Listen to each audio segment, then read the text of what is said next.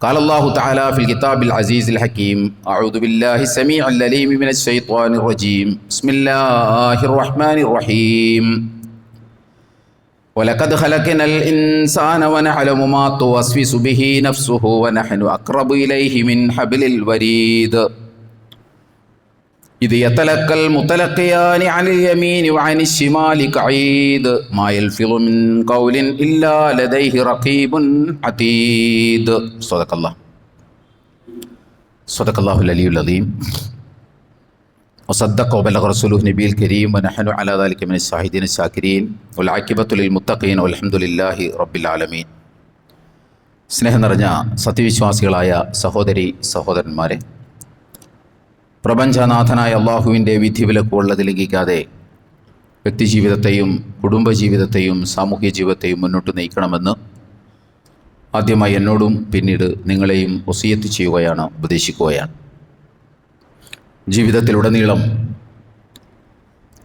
അള്ളാഹുവിൻ്റെ വിധിവിലക്കുകളനുസരിച്ച് ജീവിക്കുവാനും അവസാനം പൂർണ്ണമായ ഈമാനോടുകൂടി ഈ ലോകത്ത് നിന്ന് വിട പറയുവാനും നാളെ അവൻ്റെ ജന്നാത്തുൽ ഫിർദൗസിൽ അംബിയാ മുർസലീങ്ങളോടൊപ്പം സന്തോഷം കഴിഞ്ഞുകൂടുവാനുമുള്ള തൗഫീഖ് നൽകി അർഹമുർ-റഹീമിനായ റബ്ബ് നമ്മെല്ലാവരെയും എല്ലാ അർത്ഥത്തിലും അനുഗ്രഹിക്കുമാറാകട്ടെ.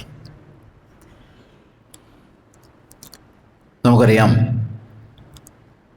രാഷ്ട്രീയം അല്ലെങ്കിൽ രാഷ്ട്രീയ പ്രവർത്തനം എന്ന് പറയുന്നത്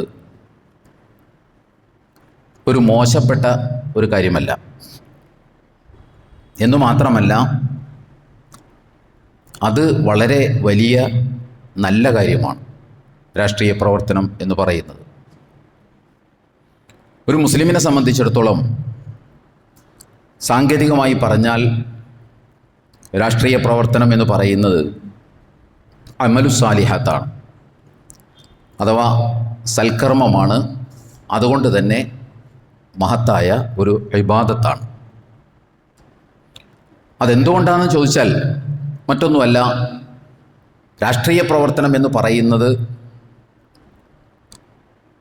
മനുഷ്യരുടെ പ്രശ്നങ്ങളിൽ, ജനകീയ പ്രശ്നങ്ങളിൽ ഇടപെടലാണ്, ജനകീയ പ്രശ്നങ്ങൾ പരിഹരിക്കലാണ്.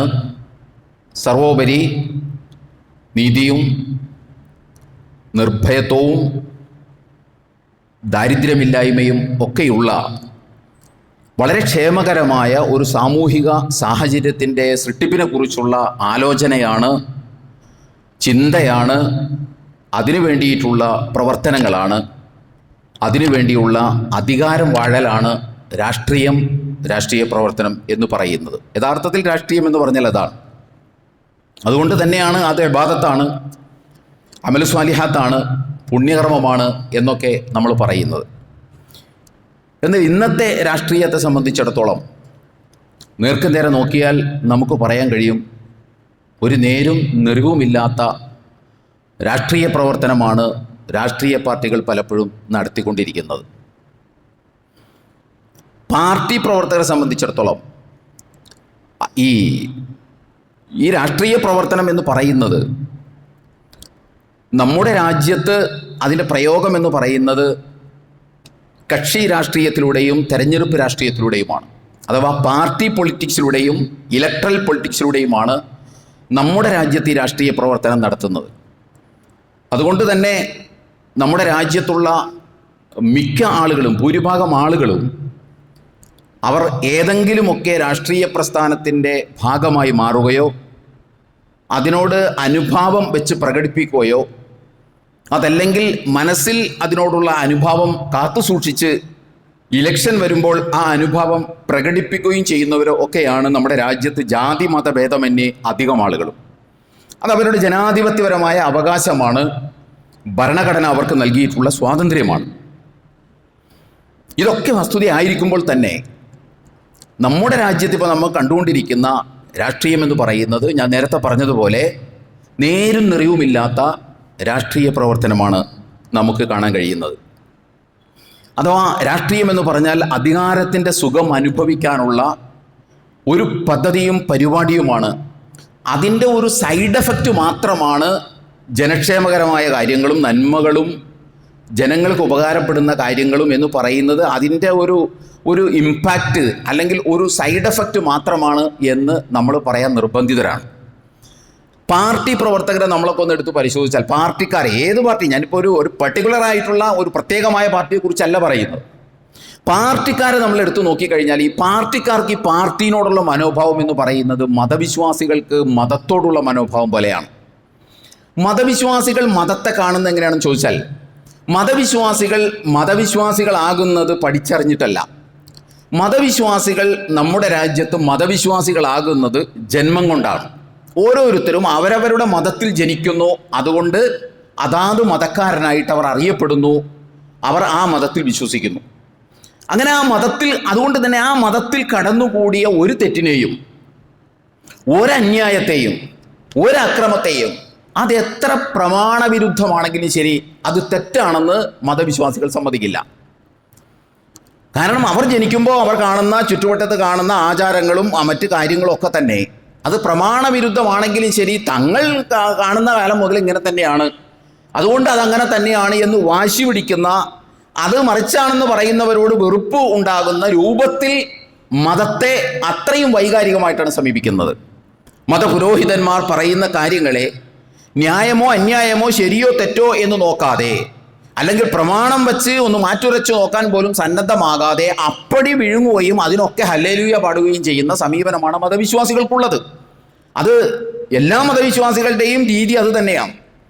അല്ലാതെ ഇതെന്തെങ്കിലും പ്രമാണവിരുദ്ധമായിട്ട് കടന്നുകൂടിയിട്ടുണ്ടോ, ഇദ്ദേഹം വിളിച്ചു പറയുന്ന കാര്യങ്ങൾ യുക്തിക്ക് നിരക്കുന്നതാണോ, ലോജിക്കലാണോ എന്നൊന്നും ആരും പരിശോധിക്കാറില്ല. എന്നാൽ ഇതിനേക്കാൾ അപ്പുറമാണ് നമ്മുടെ പാർട്ടിയെ കാണുന്നത്. കാരണം പലരും പാർട്ടിക്കാരാകുന്നത് തന്നെ ജന്മം കൊണ്ടാണ്. അപ്പോൾ അതുകൊണ്ട് തന്നെ ഇതുപോലെ തന്നെ വൈകാരികമായ ഒരു സമീപനം പാർട്ടിയോടുണ്ട്. അതുകൊണ്ട് തങ്ങൾ നിലകൊള്ളുന്ന പാർട്ടിയോ അല്ലെങ്കിൽ ആ പാർട്ടിയുടെ നേതാക്കന്മാരോ എന്തു പറഞ്ഞാലും അതൊക്കെ ശരിയാണ്, അതിനൊക്കെ ന്യായീകരിക്കാൻ തങ്ങൾ ബാധ്യസ്ഥരാണ്, അത് പാർട്ടിയോടുള്ള ഞങ്ങളുടെ പ്രതിബദ്ധതയുടെ ഭാഗമാണ് എന്ന് വിശ്വസിക്കുന്നവരാണ് പാർട്ടിക്കാർ. പാർട്ടിയിൽ മെമ്പർഷിപ്പ് എടുത്തവർ മാത്രമല്ല, ആ പാർട്ടിക്കാരായിട്ട് അറിയാൻ ആഗ്രഹിക്കുന്ന ആളുകളുടെ ഒക്കെ മനോഭാവം ഇതാണ്. ഞാൻ പറയുന്ന കാര്യം നിങ്ങൾ പ്രത്യേകം ശ്രദ്ധിക്കണം. അപ്പോൾ എന്ത് പറഞ്ഞാലും, നേതാക്കൾ എന്ത് പറഞ്ഞാലും, പാർട്ടി എന്ത് നയസമീപനങ്ങൾ സ്വീകരിച്ചാലും ശരി തെറ്റൊന്നും നോക്കാതെ അതിനെ അപ്പടി വിഴുങ്ങുകയും അതിനെ അപ്പടി ഉരുണ്ട് പെരണ്ട് കിടന്ന് ന്യായീകരിക്കാനുള്ള ശ്രമങ്ങളും പാർട്ടിക്കാർ നടത്തുന്നത് നമുക്ക് കാണാൻ സാധിക്കും. ഈ വൈകാരിക ബന്ധമുള്ളത് കൊണ്ടാണ്. ആ ബന്ധത്തെ നമുക്കത് മനസ്സിലാകണമെന്നുണ്ടെങ്കിൽ നമ്മുടെ രാഷ്ട്രീയക്കാർ മതസൗഹാർദ്ദത്തിൻ്റെ സ്റ്റേജുകളിൽ കയറി നിന്നുകൊണ്ട് നമ്മുടെ രാഷ്ട്രീയ മേലാളന്മാർ പറയുന്നൊരു വാക്കുണ്ട്, അഥവാ എല്ലാ മതങ്ങളും സത്യമാണ്, എല്ലാ മതങ്ങളും സത്യമാണ്, അത് വ്യത്യസ്തമായ സത്യത്തിലേക്കുള്ള വ്യത്യസ്തമായ വഴികളാണ്, അതുകൊണ്ട് എല്ലാ മതങ്ങളും സത്യമാണ്. കേൾക്കുമ്പോൾ കേട്ടിരിക്കാൻ സുഖമുണ്ട്, പറയുന്ന ആൾക്കും പറയാനൊരു സുഖമുണ്ട്. കാരണം ആത്യന്തിക സത്യത്തിലേക്കുള്ള വ്യത്യസ്തമായ വഴികളാണ് മതങ്ങൾ. അതുകൊണ്ട് എല്ലാ മതങ്ങളും സത്യമാണ്, ശരിയാണ്, യാഥാർത്ഥ്യമാണ് എന്നൊക്കെ ഇവർ വിളിച്ചു പറയുന്നത് കാണാൻ സാധിക്കും. എന്നാൽ ഇത് രാഷ്ട്രീയക്കാരാണ് കൂടുതലായിട്ട് പറയാറുള്ളത്. കാരണം അവർക്ക് എല്ലാവരെയും അംഗീകരിക്കാൻ പറ്റുന്ന ഒരു ഫ്രെയിമാണത്. എന്നാൽ ഇവരാരെങ്കിലും ഇന്നു വരെയുള്ള നമ്മുടെ ആയുസ്സിനിടയിൽ നമ്മൾ കേട്ടിട്ടുണ്ടോ ഒരു രാഷ്ട്രീയ വേദിയിൽ കയറി നിന്നുകൊണ്ട് രാഷ്ട്രീയം ഏതുമാകട്ടെ ജനക്ഷേമകരമായ കാര്യങ്ങൾ ആളുകൾക്ക് ചെയ്യാൻ വേണ്ടിയിട്ടുള്ള അധികാരം വാഴുന്നതിനുള്ള വ്യത്യസ്തമായ വഴികളാണ് രാഷ്ട്രീയ പാർട്ടികൾ, അതുകൊണ്ട് എല്ലാം ശരിയാണെന്ന് ഇവർ പറയുന്നത് നമ്മൾ കേട്ടിട്ടുണ്ട് എവിടെയെങ്കിലും? അധികാരത്തിലെത്താനുള്ള വ്യത്യസ്തമായ വഴികളാണ് വ്യത്യസ്ത രാഷ്ട്രീയ പാർട്ടികൾ.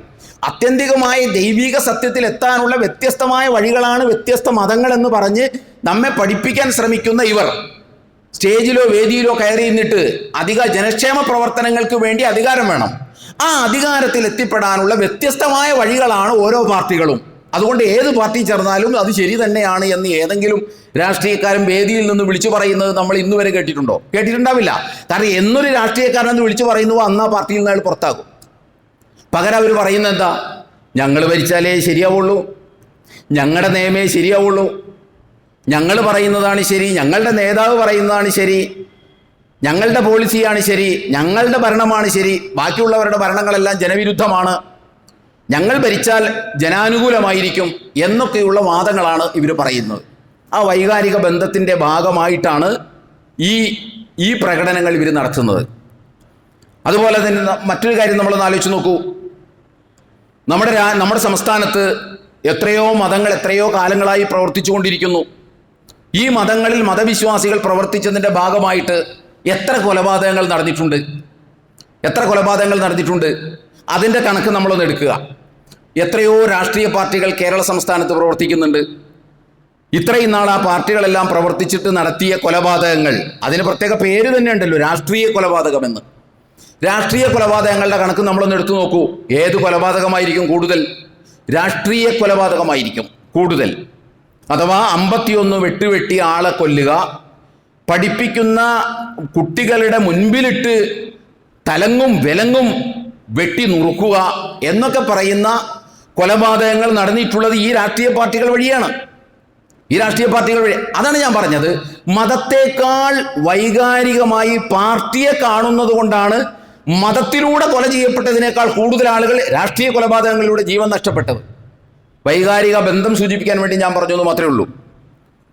അഥവാ നമ്മുടെ സംസ്ഥാനത്ത്, പ്രത്യേകിച്ച് നമ്മൾ ഈ സംസ്ഥാനത്ത് നിന്നാണല്ലോ സംസാരിക്കുന്നത്, നമ്മുടെ സംസ്ഥാനത്ത് കൊലക്ക് പോലും വ്യത്യാസമുണ്ട്. ഒഴുകുന്നത് ഒരുപോലുള്ള രക്തമാണെങ്കിലും നഷ്ടപ്പെടുന്നത് ഒരുപോലുള്ള ജീവനാണെങ്കിലും കൊലക്ക് വ്യത്യാസമുണ്ട്.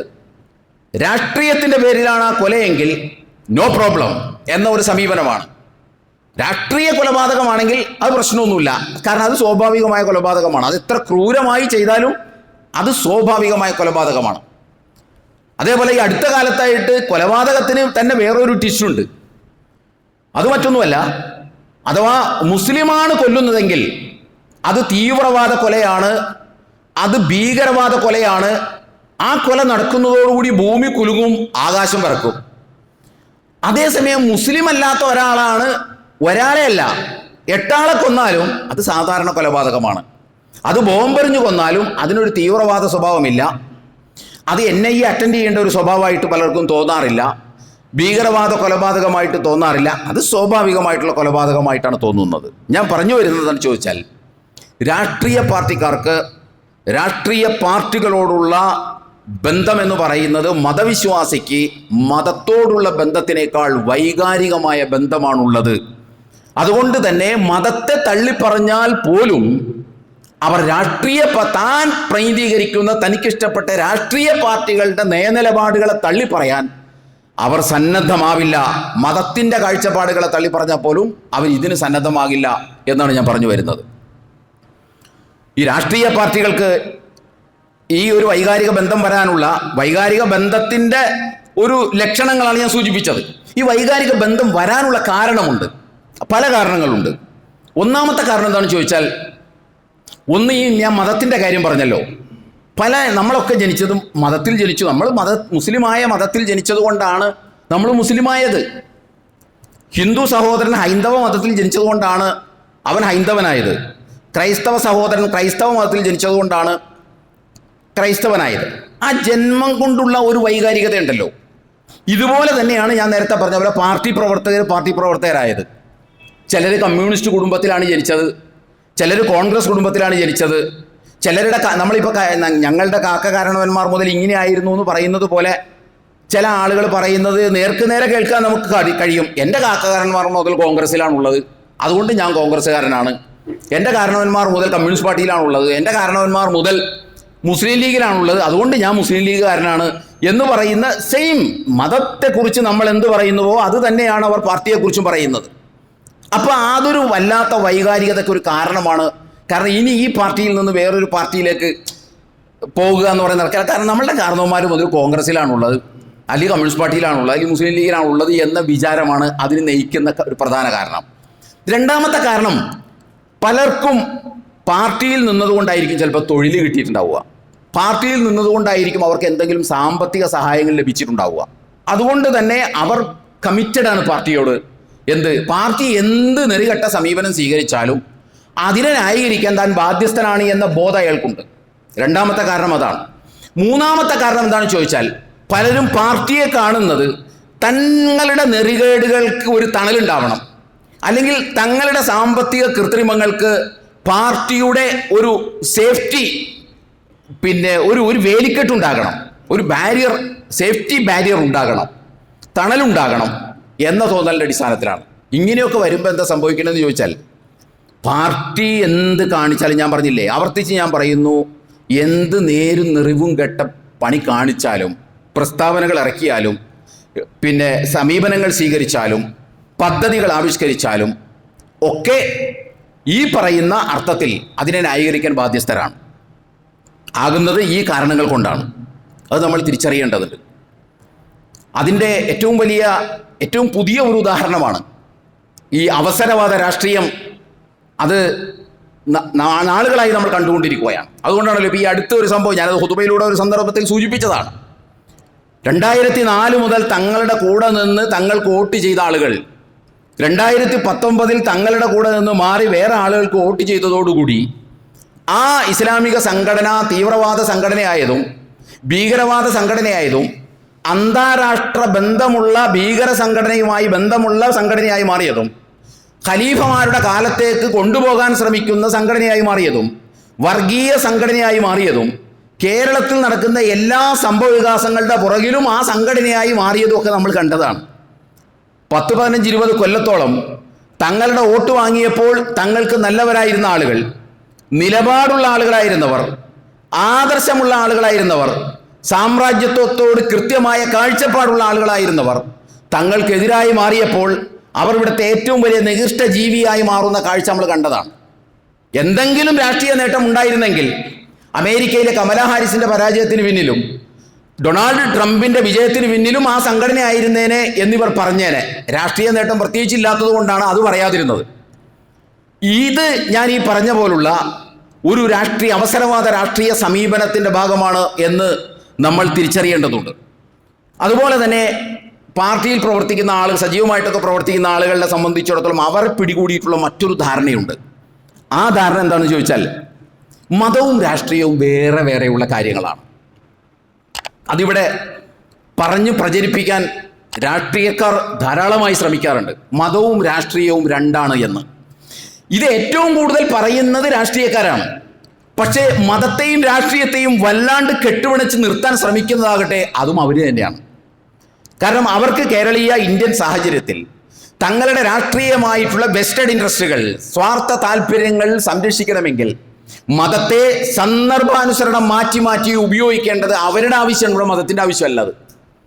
എന്നിട്ട് ഇവർ തന്നെ പറയും മതം രാഷ്ട്രീയത്തിൽ ഇടപെടരുത്, രാഷ്ട്രീയം മതത്തിൽ ഇടപെടരുത് എന്ന്. അതുകൊണ്ട് മതവും രാഷ്ട്രീയവും രണ്ടാണ് എന്ന തോന്നൽ നമുക്കൊക്കെ ഉണ്ട്. മതവും രാഷ്ട്രീയവും രണ്ടാണ്. അതുകൊണ്ട് മതത്തിൻ്റെ കാര്യത്തിൽ തഖ്വ പാലിക്കണം, സൂക്ഷ്മത പാലിക്കണം. രാഷ്ട്രീയത്തിൻ്റെ കാര്യത്തിൽ കുറച്ചൊക്കെ തരികിടെ ആയാലും വലിയ കുഴപ്പമൊന്നുമില്ല എന്ന തോന്നലുണ്ട്.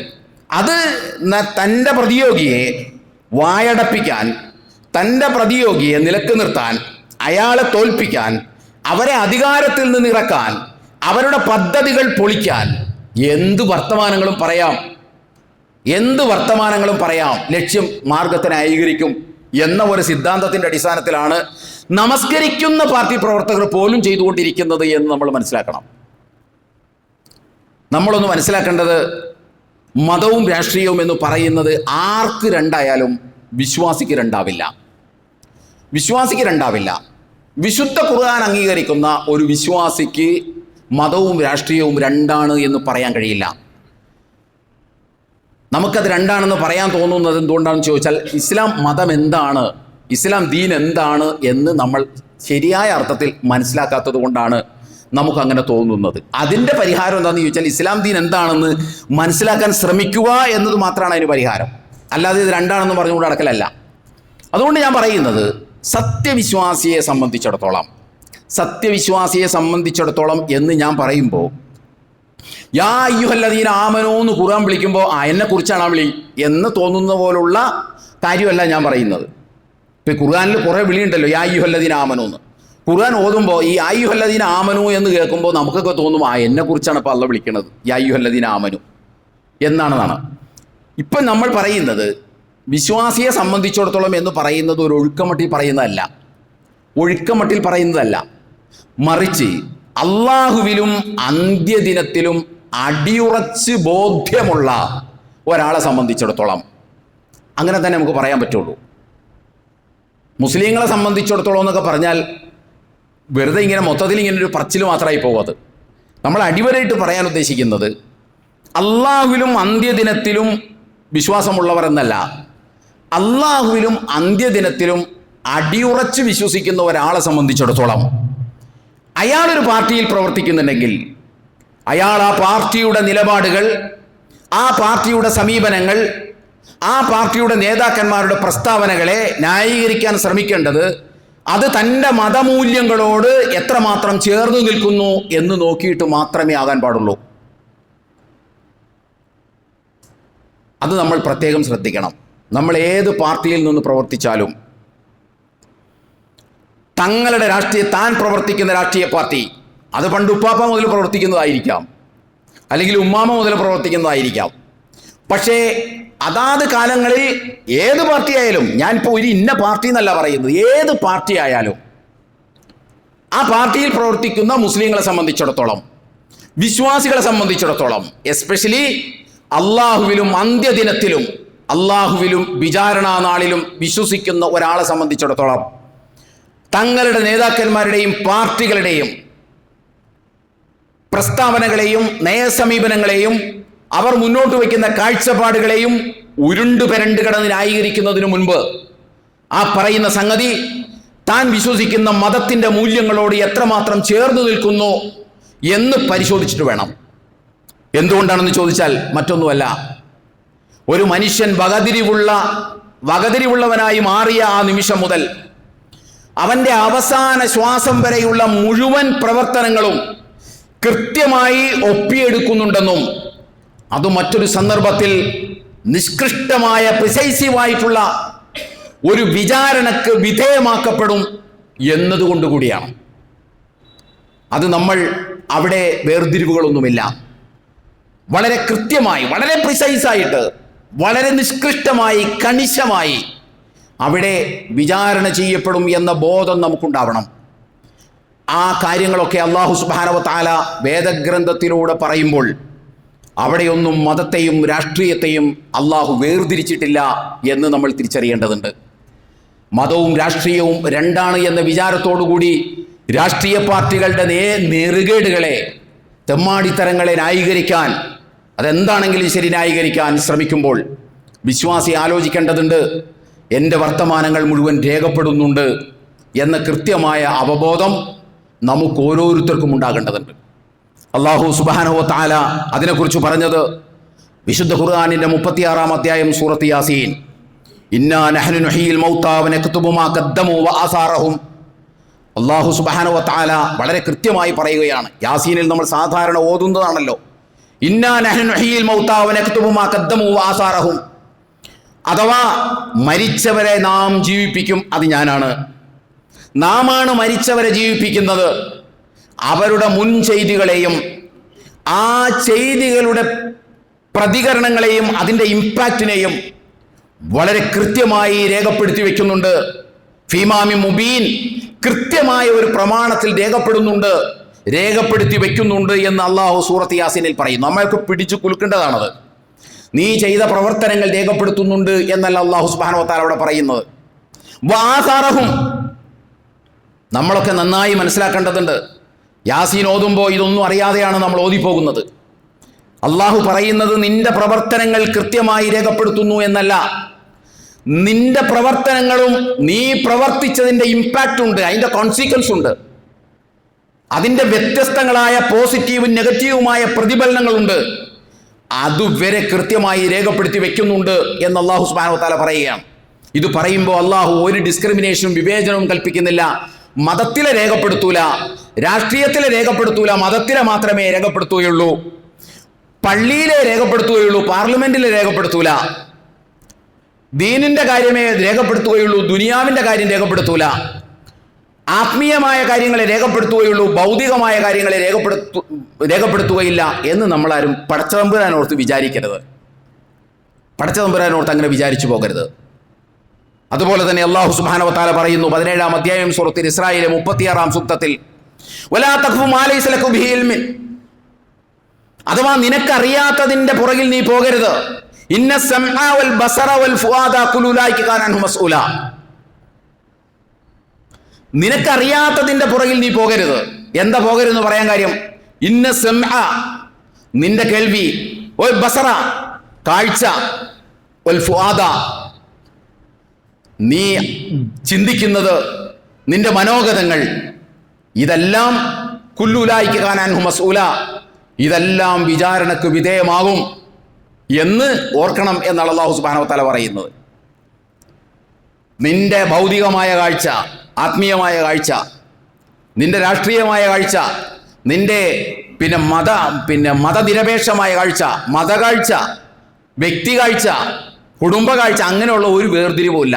ഇന്ന സമഅ വൽ ബസറ വൽ ഫുആദ കുല്ലു ഉലൈക കാന അൻഹു മസ്ഊല, എല്ലാം ചോദ്യം ചെയ്യപ്പെടും എന്നതാണ് അല്ലാഹു സുബ്ഹാനഹു വ തആല പറയുന്നത്. അതുകൊണ്ട് നിനക്കറിയാത്തതിൻ്റെ പുറകിൽ പോയി നിനക്കറിയാത്തത് തെറ്റാണെന്ന് ബോധ്യപ്പെട്ടിട്ടും അതിനെ ന്യായീകരിക്കാനൊന്നും നടക്കരുത് എന്നാണ് അല്ലാഹു സുബ്ഹാനഹു വ തആല പറയുന്നത്.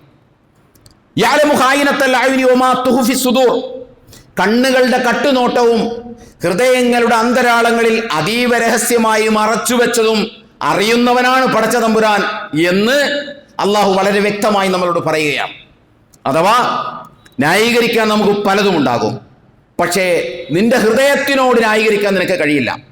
ബലിൽ ഇൻസാനു അലാ നഫ്സിഹി ബസീറ വലൗ അൽകാ മആദിറ, നീ എന്തൊക്കെ ഉദറുകൾ, എന്തൊക്കെ എക്സ്ക്യൂസുകൾ നീ ആരുടെ മുൻപിലും അവതരിപ്പിച്ചാലും നിന്റെ ഹൃദയത്തിലുള്ളത് എന്താണ് എന്ന് നിനക്ക് നന്നായി അറിയാം.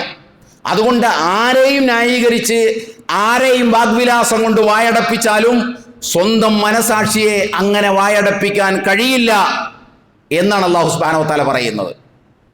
അത് കഴിയില്ല. കാരണം യഅലമു ഖായിനത്തൽ അയുനി വമാ തുഖ്ഫി സുദൂർ, നീ ഹൃദയങ്ങളിൽ മറച്ചു വെക്കുന്നതും അറിയും എന്നാണ് അല്ലാഹു പറയുന്നത്. നീ ഹൃദയങ്ങളിൽ മറച്ചു വെക്കുന്നതും അറിയും. പിന്നെ വേറെ എവിടെ നമുക്ക് മറച്ചു വെക്കാനില്ലല്ലോ. അതുകൊണ്ട് അത് നമ്മൾ മനസ്സിലാക്കേണ്ടതുണ്ട്. അതുപോലെ തന്നെ നാളെ പരലോകത്ത് വെച്ച് പടച്ച തമ്പുരാൻ അവരുടെ ഗ്രന്ഥങ്ങൾ അവരുടെ കൈകളിലേക്ക് കൊടുക്കും, രേഖപ്പെടുത്തിയ ഗ്രന്ഥങ്ങൾ. അപ്പോൾ അവിടെ വെപ്രാളം കൊണ്ടും വേവലാതി കൊണ്ടും അവൻ പറയുന്ന കാര്യമുണ്ട്. യാ വൈലത്തനാ മാലി ഹാദൽ കിതാബ് ലാ യുഗാദിറു സഗീറത്തൻ വലാ കബീറത്തൻ ഇല്ലാ അഹ്സാഹാ. വളരെ ഞെട്ടിപ്പിക്കുന്ന വാചകങ്ങളാണ്. നാളെ ആ ഗ്രന്ഥം, രേഖപ്പെടുത്തപ്പെട്ട ഗ്രന്ഥം, അതെങ്ങനെയാണ് നമ്മുടെ കൈകളിലേക്ക് തരിക എന്നൊന്നും നമുക്കറിയാൻ പാടില്ല. മനസ്സിലാകുന്ന ഭാഷയിലല്ല, നമുക്ക് മനസ്സിലാകുന്ന ഭാഷയിലല്ല പറഞ്ഞു എന്ന് മാത്രമേ ഉള്ളൂ. നിന്റെ മുഴുവൻ പ്രവർത്തനങ്ങളും രേഖപ്പെടുത്തിയ രേഖ നിന്റെ കൈകളിലേക്ക് തരും. ആ രേഖയിലേക്ക് നോക്കിയിട്ട് അയാൾ അന്തം വിളിക്കുകയാണ്, യാ വൈലത്തന മാലി ഹാദൽ കിതാബ്, എന്തൊരു ഗ്രന്ഥമാണിത്, ലാ യുഗാദിറു സഗീറത്തൻ വലാ കബീറത്തൻ ഇല്ലാ അഹ്സാഹാ. എല്ലാ ചെറുതും വലുതുമായ കാര്യങ്ങൾ, വളരെ മൈക്രോസ്കോപ്പിക് ആയിട്ട് ആരും അറിയാതെ ഞാൻ ചെയ്ത കാര്യങ്ങൾ അടക്കം ഇതിനകത്ത് രേഖപ്പെടുത്തിയിട്ടുണ്ടല്ലോ തമ്പുരാനെ എന്ന് പറഞ്ഞുകൊണ്ട് അന്തം വിട്ട് നിലവിളിക്കുന്ന ഒരു രംഗം വിശുദ്ധ ഖുർആനിന്റെ 18-ാം അധ്യായം സൂറത്തുൽ കഹ്ഫിലെ 49-ാം സൂക്തത്തിൽ അല്ലാഹു പറഞ്ഞു വെക്കുന്നുണ്ട്. അവിടെയും വിവേചനമില്ല.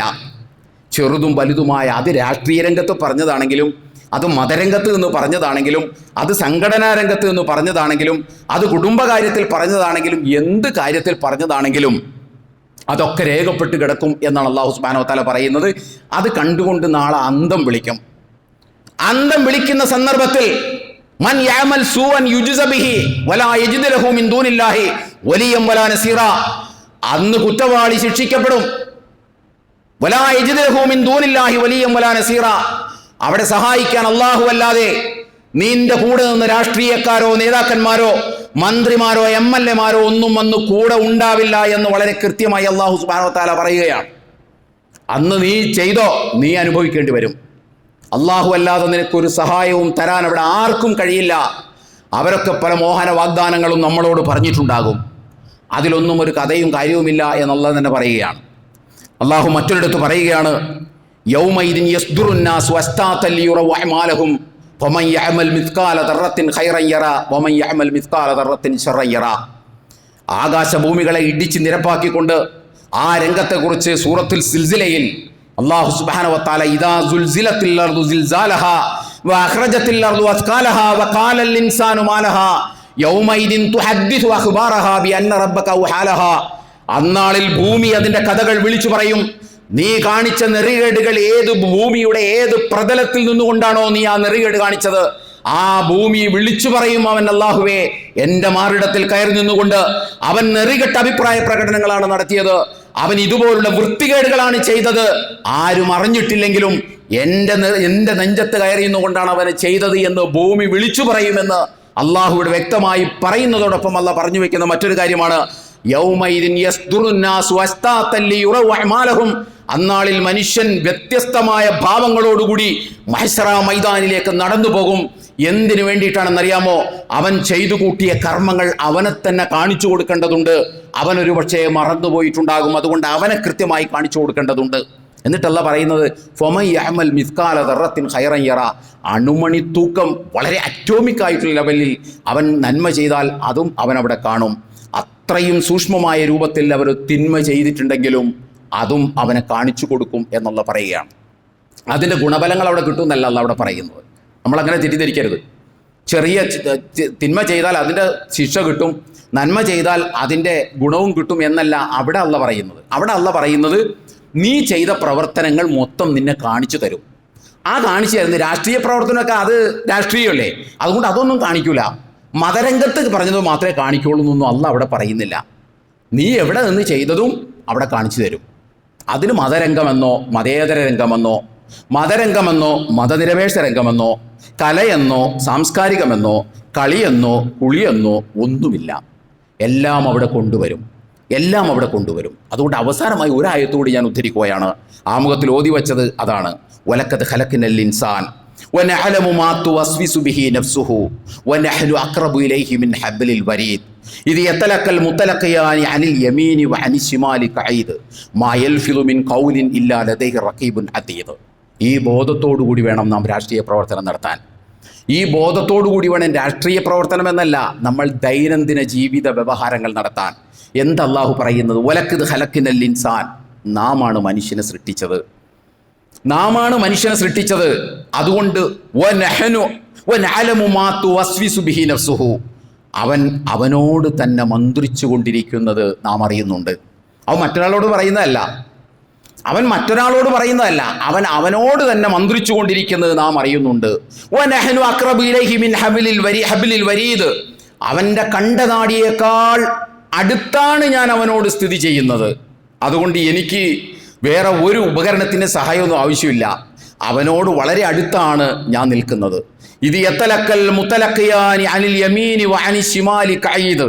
ഞാൻ കാണുന്നു എന്നതിന് പുറമെ അവൻ ചെയ്യുന്ന മുഴുവൻ പ്രവർത്തനങ്ങളെയും വർത്തമാനങ്ങളെയും ചിന്തകളെയും പ്രസ്താവനകളെയും ന്യായീകരണങ്ങളെയും എല്ലാം ഏറ്റുവാങ്ങി രേഖപ്പെടുത്താൻ ഇത് യതലക്കൽ മുതലഖിയാനി അനിൽ യമീനി വഅനി ശിമാൽ. അവൻ്റെ വലതുവശത്തും ഇടതുവശത്തും ഇരിക്കുന്നവർ അത് രേഖപ്പെടുത്തി ഏറ്റുവാങ്ങി രേഖപ്പെടുത്തിക്കൊണ്ടിരിക്കുകയാണ്. എന്നിട്ട് അല്ലാഹു പറയുകയാണ് മാ യൽഫിദു മിൻ ഖൗലിൻ ഇല്ലാ ലദൈഹി റഖീബുൻ അതീദ്. റഖീബുൻ അതീദ് അവരുടെ പ്രമാണരേഖയിൽ രേഖപ്പെടുത്താതെ ഒരു വാക്ക് പോലും നിനക്ക് ഉച്ചരിക്കാൻ കഴിയില്ല. ഇത് ഖുർആൻ പറയുന്നതാണ്. 50-ാം അധ്യായം സൂറത്തുൽ ഖാഫിൽ. അവർ രേഖപ്പെടുത്താതെ ഒരു വാക്കുപോലും നിനക്ക് ഉച്ചരിക്കാൻ കഴിയില്ല.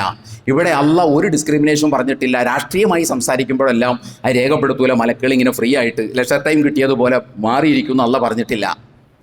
ആത്മീയ കാര്യങ്ങൾ പറയുമ്പോൾ അവർ വളരെ സജീവരായി അതിനകത്ത് രേഖപ്പെടുത്തും എന്നല്ല പറയുന്നില്ല. ഈ നിങ്ങൾ എന്ത് പറഞ്ഞാലും, ആത്മീയം പറഞ്ഞാലും ഭൗതികം പറഞ്ഞാലും എന്ത് രേഖപ്പെടുത്തും. അതുകൊണ്ട് ഞാൻ പറയുന്നത്, നമ്മൾ ന്യായീകരണങ്ങൾ നടത്തുമ്പോൾ വിശുദ്ധ ഖുർആനിൻ്റെ ചില അടിസ്ഥാനങ്ങളുണ്ട്. ഇദാ ഖുൽതും ഫഅദ്ലു വലൗ കാന ദാ ഖുർബ. നീ വർത്തമാനം പറയുമ്പോൾ നീതിപൂർവ്വം വർത്തമാനം പറയണം. വിശുദ്ധ ഖുർആനിൻ്റെ 6-ാം അധ്യായം സൂറത്ത് അൽ-അൻആമിലെ 156-ാമത്തെ സൂക്തമാണിത്. ഇദാ ഖുൽതും ഫഅദ്ലു വലൗ കാന ദാ ഖുർബ. നീ വർത്തമാനം പറയുമ്പോൾ നീതിപൂർവ്വം വർത്തമാനം പറയണം. വലൗ കാന ദാ ഖുർബ. അത് നിന്റെ ബന്ധുക്കൾക്കെതിരായാൽ പോലും, അല്ലെങ്കിൽ അവരുടെ വിഷയത്തിലാണെങ്കിലും നീ ന്യായമേ പറയാൻ പാടുള്ളൂ. ഇതിനെ ഒരു ഇന്നത്തെ ഒരു കണ്ടക്സ്റ്റിൽ ഒരു വായന നടത്തിയാൽ നീ നീതിപൂർവ്വമേ പറയാൻ പാടുള്ളൂ. അത് നിന്റെ പാർട്ടിയുടെ കാര്യമാണെങ്കിലും ശരി, അല്ലെങ്കിൽ അത് നിന്റെ പാർട്ടിക്കെതിരാണെങ്കിലും ശരി, നേതാവ് പറഞ്ഞതിനെതിരാണെങ്കിലും ശരി, നീ അതേ പറയാൻ പാടുള്ളൂ. എല്ലാ പാർട്ടിക്കാർക്കും ബാധകമായ ഒരു കാര്യമാണ്. നമ്മളൊരു വേറെ ഏതെങ്കിലും ഒരു പ്രത്യേക പാർട്ടിനെ കുറിച്ചൊന്നും അല്ല പറയുന്നത്. അതുകൊണ്ട് ആ സമീപനമേ നമ്മൾ ആ വിഷയത്തിൽ സ്വീകരിക്കാൻ പാടുള്ളൂ. വർഗീയ ധ്രുവീകരണം ഉണ്ടാക്കുന്ന വർത്തമാനവും രാഷ്ട്രീയവും നമ്മൾ ഒരിക്കലും പറയരുത്. ഒരിക്കലും ഒരു വിശ്വാസിക്ക് ചേർന്നതല്ല വർഗീയ ധ്രുവീകരണം ഉണ്ടാക്കുന്ന വർത്തമാനങ്ങൾ പറയുന്നത്. മറ്റൊന്ന്, അവസരവാദ രാഷ്ട്രീയം നമ്മൾ എടുത്തുപയോഗിക്കരുത്. തങ്ങളുടെ കൂടെ നിൽക്കുമ്പോൾ ഏറ്റവും നല്ലവനും തങ്ങളുടെ കൂടെ നിന്ന് മാറുമ്പോൾ ഏറ്റവും കൊള്ളരുതാത്തവനും നെറികെട്ടവനുമായി മാറുന്ന അവസരവാദ രാഷ്ട്രീയം നമ്മൾ ഒരിക്കലും എടുത്തു പ്രയോഗിക്കരുത്. അതുപോലെ തന്നെ തആവനു അലൽ ബിർരി വത്തഖ്വ വലാ തആവനു അലൽ ഇസ്മി വൽ ഉദ്വാൻ. വിശുദ്ധ ഖുർആന്റെ 5-ാം അധ്യായം സൂറത്തുൽ മാഇദയിലെ 2-ാമത്തെ സൂക്തം. നന്മയുടെ കാര്യത്തിൽ, തഖ്വയുടെ കാര്യത്തിൽ നിങ്ങൾ എല്ലാവരുമായും സഹകരിക്കണം. അധർമ്മത്തിൻ്റെയും അന്യായത്തിൻ്റെയും കാര്യത്തിൽ നിങ്ങളുടെ പാർട്ടിക്കാരായിട്ട് പോലും നിങ്ങൾ സഹകരിക്കരുത്, നിങ്ങളുടെ സംഘടനക്കാരായിട്ട് പോലും നിങ്ങൾ സഹകരിക്കരുത്, നിങ്ങളുടെ ആരുമായിട്ട് പോലും നിങ്ങൾ ഇത് ഖുർആനാണ് പറയുന്നത്, ഇത് വിശുദ്ധ വേദഗ്രന്ഥമാണ് പറയുന്നത്. ഈ രാഷ്ട്രീയമേ നമ്മൾ പയറ്റാൻ പാടുള്ളൂ. അതുകൊണ്ട് ഞാൻ ഉറപ്പിച്ചും തറപ്പിച്ചും എന്നോടെന്ന പോലെ നിങ്ങളോടും പറയുകയാണ്, ദൈവബോധത്താൽ നിയന്ത്രിക്കപ്പെടുകയും വിചാരത്താൽ നയിക്കപ്പെടുകയും ചെയ്യുന്ന ഒരു രാഷ്ട്രീയമല്ലാതെ ഒരു സത്യവിശ്വാസി എവിടെയും പറയരുത്. ദൈവബോധത്താൽ നിയന്ത്രിക്കപ്പെടുകയും വിചാരത്താൽ നയിക്കപ്പെടുകയും ചെയ്യുന്ന ഒരു രാഷ്ട്രീയം, അതുമാത്രമേ നമ്മൾ എവിടെയും പറയാൻ പാടുള്ളൂ. നമ്മുടെ ആരാധനാകർമ്മങ്ങളും നമ്മുടെ സൽക്കർമ്മങ്ങളും നമ്മുടെ ആരാധനാകർമ്മങ്ങളും അർത്ഥവത്തും മൂല്യവത്തുമാകണമെങ്കിൽ നാം മൂല്യാധിഷ്ഠിത രാഷ്ട്രീയം തന്നെ പറയണം. മൂല്യാധിഷ്ഠിത രാഷ്ട്രീയം തന്നെ പറയണം. നമുക്ക് പൊളിറ്റിക്സ് പറയാം, പക്ഷേ നമ്മൾ ഒരിക്കലും പോളിറ്റിക്സ് പയറ്റരുത്. നമ്മൾ പൊളിറ്റിക്സ് നമ്മൾ പറയാം, ഞാൻ പറഞ്ഞല്ലോ, ഇബാദത്താണത്. ജനകീയ പ്രശ്നങ്ങൾ ഇടപെടലാണ്, ജനകീയ പ്രശ്നങ്ങൾ പരിഹരിക്കലാണ്, അതിനുവേണ്ടി ഉറക്കമൊഴിക്കലാണ്, ആലോചിക്കലാണ്, ചിന്തിക്കലാണ്, പ്രവർത്തിക്കലാണ്, അധികാരം വാഴലാണ്. ആ രാഷ്ട്രീയം നമ്മൾ പറയണം. ജനങ്ങളുടെ പ്രശ്നങ്ങളാണ്, അതുകൊണ്ട് നമ്മൾ ചെയ്യണം. അതാണ് പൊളിറ്റിക്സ്. ഒറിജിനൽ പൊളിറ്റിക്സ് അതാണ്. നമ്മൾ പോളിറ്റിക്സ് കാണിക്കരുത്. അത് ചതിയാണ്, അത് വഞ്ചനയാണ്. അതുകൊണ്ട് വാല്യൂ ബേസ്ഡ് പൊളിറ്റിക്സ് ആണ് നമ്മൾ കൊണ്ടു നടക്കേണ്ടത്, മൂല്യാധിഷ്ഠിത രാഷ്ട്രീയം. അല്ലാതെ പാർട്ടി പക്ഷപാതപരമായിട്ടുള്ള തന്ത്രങ്ങളുടെ രാഷ്ട്രീയമല്ല നമ്മൾ കൊണ്ടു നടക്കേണ്ടത്. അതുകൊണ്ട് വിശ്വാസികൾ എപ്പോഴും ഇത് ആലോചിക്കണം. വിശ്വാസികൾ എന്ന് ഞാൻ പറയുമ്പോൾ അള്ളാഹുവിലും അന്ത്യദിനത്തിലും ഉറച്ചു വിശ്വസിക്കുന്ന ആളുകൾ ഇത് നന്നായി മനസ്സിലാക്കേണ്ടതുണ്ട്. കാര്യങ്ങൾ യഥാവിധി മനസ്സിലാക്കുവാൻ അള്ളാഹു നമ്മെ അനുഗ്രഹിക്കുമാറാകട്ടെ.